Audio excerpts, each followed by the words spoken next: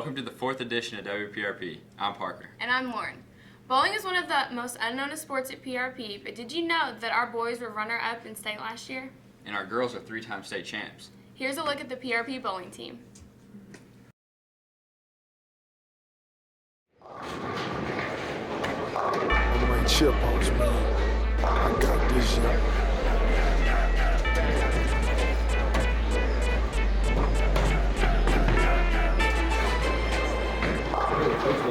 Coach, let me ask you one thing.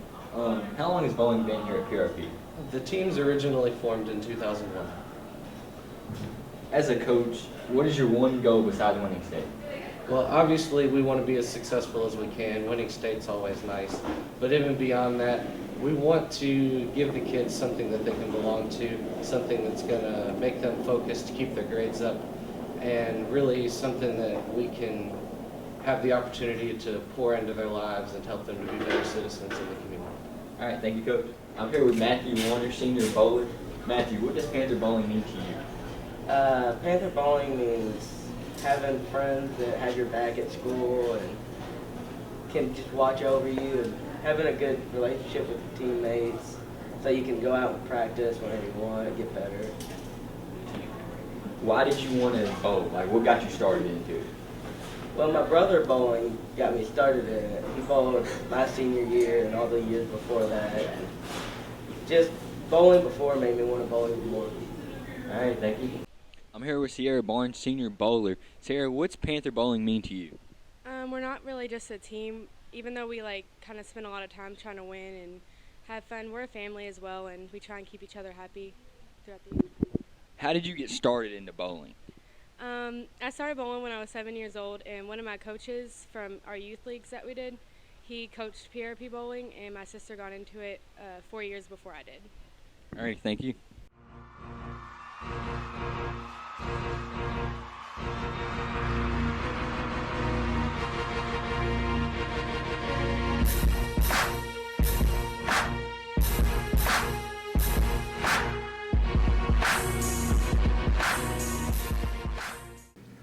Four of our bowlers are representing PRP at state this week. Good luck to you guys. 2 years of foreign language are required to graduate, but it helps if you have an awesome teacher like Miss Smith to make it fun. Here's Zoe with the story. There's always something fun to do in Miss Smith's class. Everybody's working and having a good time, but Spanish isn't just a class, it's a new language for the real world. Well, my friend and I were chosen to present at a conference this year for language teachers, and we decided, how do we catch teachers' attention? Just like you guys in class, just listening to a lecture is boring. So we figured, let's start with something interesting and something fun.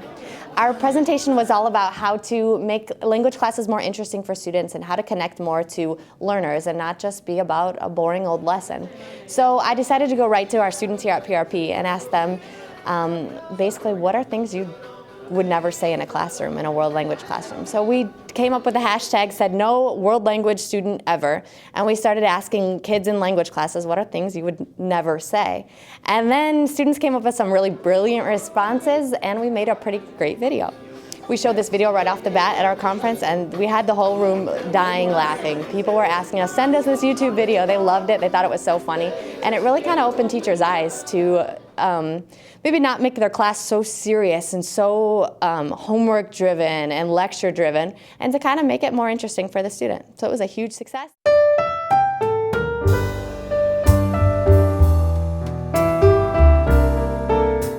Are we taking no say? Yes, Dude, wow!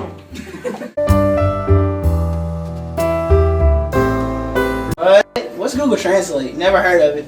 No. I don't want to use the iPad. I'd rather do this on paper. Phone? Why would I need my phone? I have a dictionary for Spanish class. God, this is ridiculous. How does Spanish class not have any homework? Like, I know it's ridiculous, bro. This is French? My mom speaks French. My family speaks French. Everybody speaks French. Look, another YouTube video? I hate seeing what's going on around the world. Oh man, I love it when my teacher gives us lectures. We're having another one? Yes, I love them! French is so crazy. Exactly. We need some grammar lessons, man. Drop the hammer on grammar.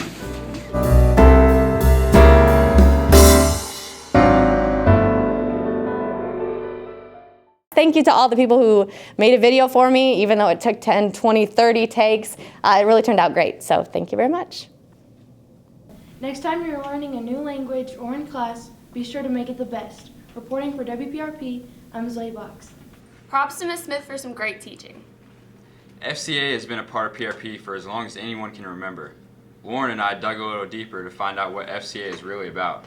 FCA is Fellowship of Christian Athletes. It's a group where we get together every Friday morning and we just share the gospel with each other.